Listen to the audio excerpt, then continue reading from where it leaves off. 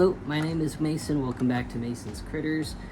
Today I thought we'd do a quick blind unboxing slash review of the Zoo Med Creatures Jumping Spider Kit.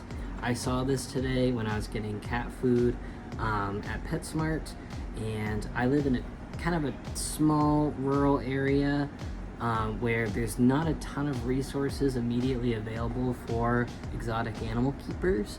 So I figured this could be a helpful review for other people who also live in a similar situation to what I do, where, sometimes you have to take what you can get, or maybe, you're low income, but you still want to enjoy, because you can just find jumping spiders outside and keep them. So I thought this could be a good option. Of course, there are other better options. My jumping spider, I keep her in something a little bit different. So this is what I keep my jumping spider in. Her name is Blossom. She is a regal jumper. I got her as a gift. This is a Super Spoods habitat. I really like it. She's done very well in it. It's a little bit more complicated than the one I think I'm about to unbox, but it was more expensive. So the one I'm gonna review today, the Zoo Med one, this was $20. This one I think was closer to maybe at least $60. So, this could be a budget-friendly option for people, especially if you're just catching jumpers outside and you need one on the fly. You can just head down to your local PetSmart in the reptile section, and they have these. They also had isopod ones as well that I thought was interesting, but this one is it comes with a bit more. The isopod one didn't come with very much. This one is your all-in-one, but we're gonna see just how well that is. I'm gonna put Blossom back. If you're not into spiders, I highly recommend getting into them. I understand some people have phobias, but if you can conquer your phobia, or if you don't have a phobia and you want to get into spiders, I think spider keeping is really, really fun, and jumping spiders are a really good gateway into keeping not only spiders but other arachnids and other arthropods in general. I love keeping arthropods, and jumping spiders are a super fun part of that. Alright, so here we go. This is the Zoo Med Creatures Jumping Spider Kit. So it says it contains a vented plastic habitat, which looks like this. The Creatures Eco Soil, I'm guessing that's the little disc that you rehydrate. It's like cocoa fiber, a climbing branch, so probably a small piece of spider wood or mopani, hydrating spray bottle, a guide to jumping spiders, I'll be interested to see that, and then a free sticker and a free poster. So step 1, remove the kits and rinse out the habitat to remove any dust. I usually do that as well. And then expand the soil, fill the bottom tray, and set any excess aside. So maybe it comes with a small bag instead of the little thing that you rehydrate. That's the little spray bottle, so just a little thing, which is fine. You don't want to be using a big pump sprayer and blasting your spider. Step 3, place the climbing branch in the habitat and mist the walls regularly to provide drinking water droplets, and read the guide. And then I guess you add your spider. So this is a little bit more information. These are additional items you can buy. And this is a more detailed look of what you receive. So it's 3 by 3 by 6 inches, which is fine for a lot of smaller jumpers. I probably wouldn't recommend that for a regal. I think it'd be a little bit too small for a regal jumping spider, which is one of the really big ones you can get. The big thing because I think they used to sell the Zilla kits, jumping spider kits and other kits for bugs. The thing with the jumping spiders is that, let's see if I can get a bigger angle. They like to make a hammock up top, and a lot of them were top open, so you would destroy their work, and then there's also the possibility of accidentally crushing the spider. So having this little entryway here is a good design. That's kind of why I was interested in this. They have the 3 gallon, I have that over here, that's where I keep my velvet roaches, in this little Zoo Med Creatures 3-gallon, and it's a top open, as you can see. So it's not really suitable for a lot of arboreal species, but they're terrestrial, so that's fine. But this is a lot more appropriate for a jumping spider, another type of arboreal spider, or other small bug. And then, yeah, apparently the bottom you can remove for changing out the substrate as needed. Yeah, the little eco soil, so it's probably just eco earth, which is fine because a lot of people, while they enjoy bioactivity and like having isopods and stuff in the substrate, and they need special substrate to survive, it's not really recommended with certain types of bug because they're going to be really vulnerable when they molt and things like that, and the isopods could eat them. But you could still do like springtails if you wanted to, and then like a little piece of wood, the spray bottle, and then the guide, and then like a poster and some stickers. So that's kind of a close-up look of the actual packaging. It's pretty fun. I mean, it caught my eye, so it did its job there. But let's actually crack this open and see what it looks like. Alright, so let's pop it open.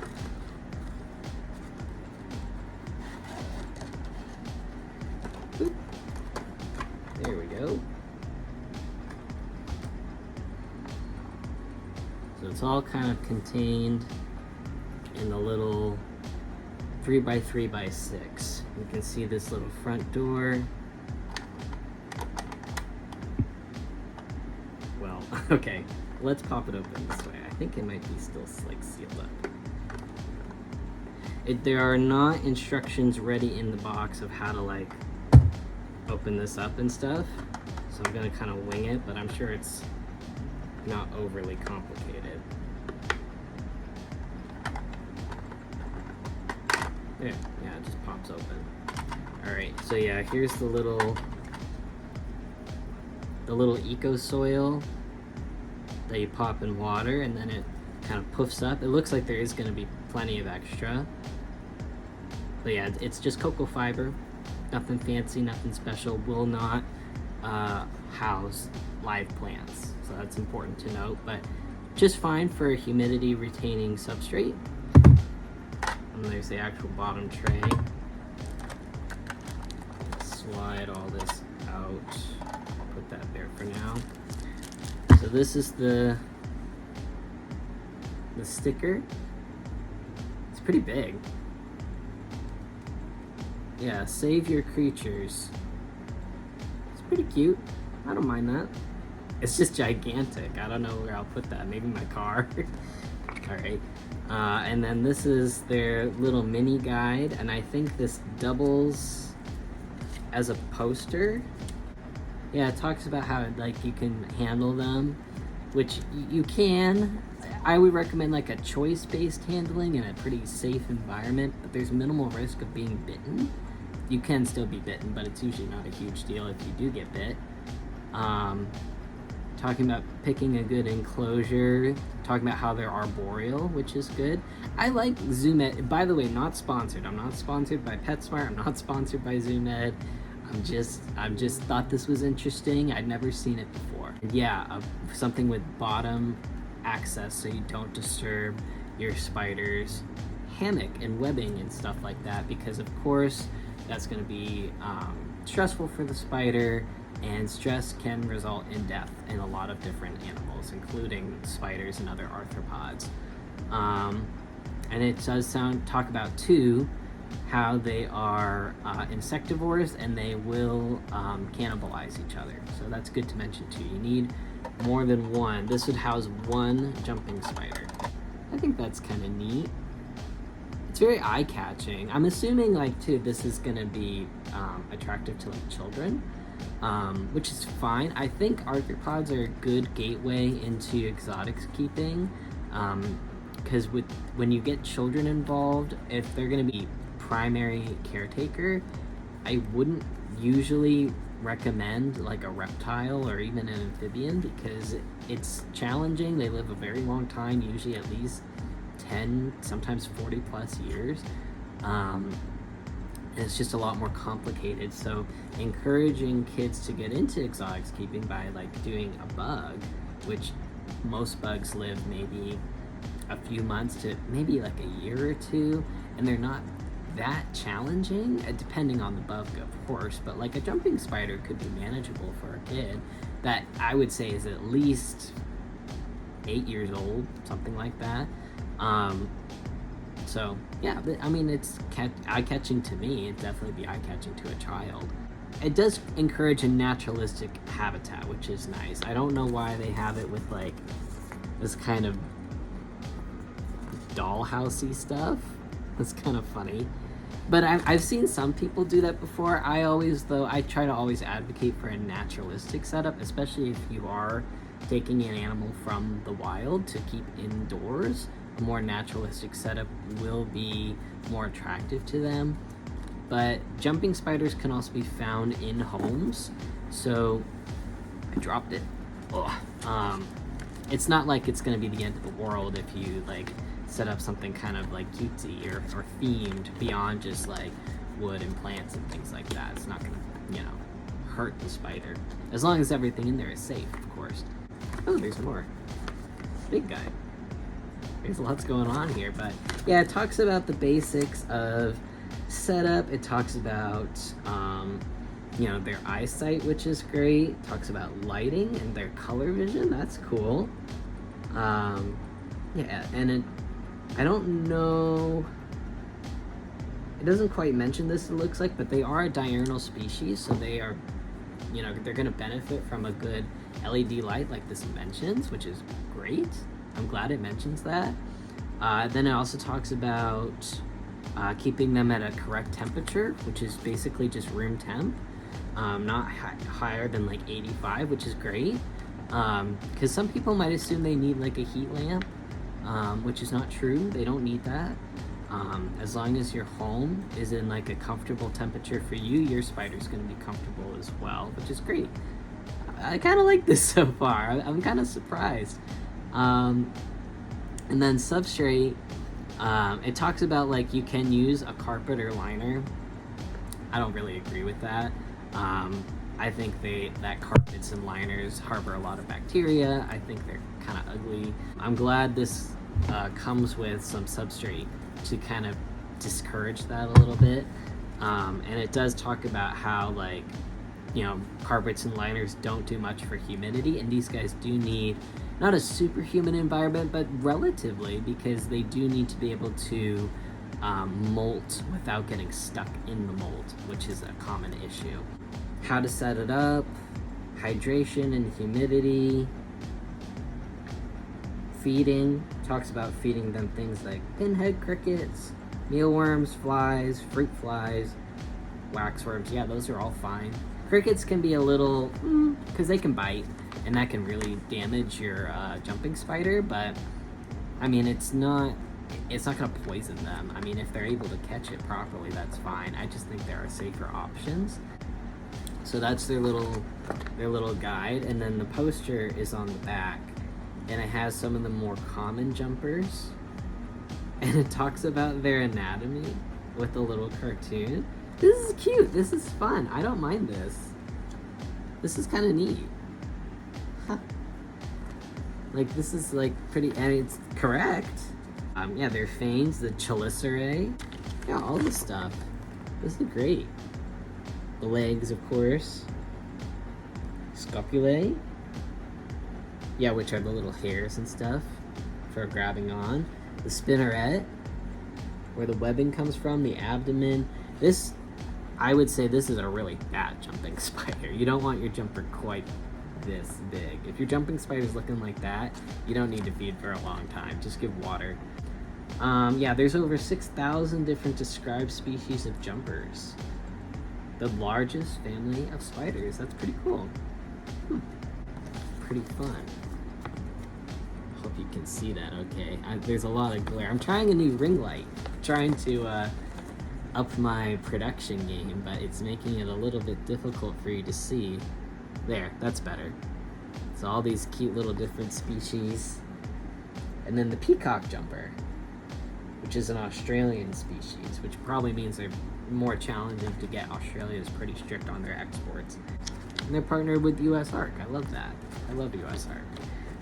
Alright, well that's the little guide and poster and sticker. So those are like the little fun extras.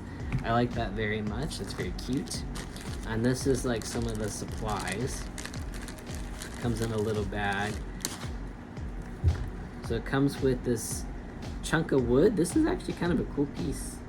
I like that. I would definitely recommend like having at least one more or like two more little items. Nothing huge. This is definitely going to be like your center hardscape, but it could be nice to have like some moss or you know, like another little plant or like a piece of cork bark, just something else for your spider to interact with. But this is a nice piece. And then the little H2O spray bottle. I don't think there's like a front or back to the bottom piece, so I'm just gonna pop that back on. It just pops right back on, and then you just pull it. That's the thing, I think that might be a challenge with this, because I guess with this, it's not gonna make regular cleaning very easy, but that's not super needed with jumpers. But basically, if you have the soil and then your hardscape in that, your spider's gonna make webbing like around your hardscape inside. So when you pull this out, it's gonna pull everything else, and that could also mess up your spider's webbing and home and things like that. So I think that's a little bit of a challenging part. I think this is gonna be designed for when your jumper passes away, or when you are just like maybe doing a complete clean out, but you'll have to be really careful to not accidentally cause injury to your spider, because it again takes a little bit of force, and that could easily result in a problem. The material is fine. It's like a plastic, nothing fancy but nothing terrible. And then this thing, this is the door that's supposed to slide up and down. And there's also ventilation holes here and at the top, which is good. You know, cross ventilation is important. Helps prevent mold. Okay, and this slides up and down and then locks in place at the bottom. Okay, that makes sense. It doesn't come all the way out either, which is fine. But that little port is nice, because then you can do spot cleaning, like with the leftover little carcasses of the bugs you feed to your jumper, or like, you know, molts that are cast aside and stuff. You can reach in here with some little tongs and pull those out. So that's nice. And then you can feed through there as well. I'm gonna set this up. I'm not gonna use this because I have a bunch of soil oh my gosh. I have a bunch of soil already made and ready, and I don't really want to wait around for this to you know, puff out and be all absorbed. So I'm just gonna get some soil, and then I'll kind of set this up, and I'll do that with you guys too. But I'm just gonna pause it for now. We'll set it up, and then I'll kind of give my final thoughts. So I've got some soil in the bottom here. I've got this piece of wood. With it being shallow, it's a little bit challenging to kind of anchor this in place. So I'll probably end up like leaning on the back of the enclosure, which is fine. I have this little terrarium starter kit I've been hanging on to. It's by Galapagos, not sponsored. But it's got some like mosses and stuff like that, some little stones. So I'm gonna pull a few little accent items from here and use that just to kind of bring this to life a little bit, like mosses and stuff. I think I'll take a little bit of this soft, poofy, I don't know what it is. I want to say lichen, reindeer moss. Okay, I'm gonna take a little bit of that. Put it right on the bottom. Nice and soft and cushy. Just in case the jumper like takes a tumble or something like that. I'm gonna take some of of these little stones, and I can use that to kind of anchor the wood in place as well, just for extra stability. So here's what I have so far. Not too bad. Always want to leave a little room up top for that hammock building. I think I want to add like a little greenery. I found this little random piece of fern. Great. And that is my little jumping spider setup. It's pretty fun. So you will need to, in my opinion, add a couple more little accent items and just for like interest. I mean, I guess you don't have to, but in the interest of keeping your jumping spider entertained and happy and enriched, I'd recommend adding like a couple. But especially if you're getting your spider from the wild, you can just grab like stones and sticks and small plants from outside. Be careful with the plants, make sure, well, everything, that you're harvesting from a chemical pesticide-free area. But yeah, you can just grab stuff for free from outside and use that. I just had all this stuff handy from my reptile keeping stash. But overall, my final thoughts, I think it's good value for your money. It's $20, and you get a nice little enclosure. You get a nice piece of wood. You get all the substrate you need plus more. You get your little spray bottle for hydration. It doesn't come with any Reptisafe or like water treatment, but that's okay. You can use like purified water or whatever you want to use. And then it comes with this cool little guide slash poster with, you know, I feel like are good keeping tips. And then you get a gigantic sticker the size of your face. So that's great. But yeah, overall, I like it. I think it's a good step in the right direction of like thoughtful keeping of arthropods, where like you're thinking of what does this animal actually need to survive and thrive in captivity, and having this front open enclosure where there's no top access to where you could accidentally like kill your spider, I think is really nice. I think it's budget friendly. I think it's good for people who don't, you know, or maybe low income keepers, or maybe like, you know, a kid with a little bit of birthday money wanting some kind of fun, easy, or easier pet. I think this is great. You know, I like this very much. So if you're interested, I found it at PetSmart today.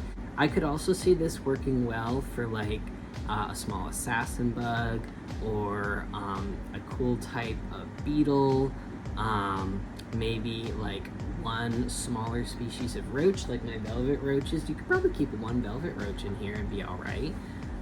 You could do a ton of different bugs, just something that is on the small side, so you know it doesn't feel cramped, and something that is at least semi-arboreal. My velvet roaches are terrestrial, but I find that they're up off the ground quite a bit of the time, so maybe they're a semi-arboreal species. That's why I think that they could work well in this. But yeah, overall, I think they're fun. Those are my thoughts. That's my opinion. I'm interested to hear about what you think. If you grab this little kit where you're at, let me know what you thought. If you have questions, or if you want me to make a video about jumping spider care, I'd be happy to do that. But either way, thank you for watching. Please like, comment, share, and subscribe. And hopefully I'll see you in the future for more videos about critter keeping. Thanks so much for watching.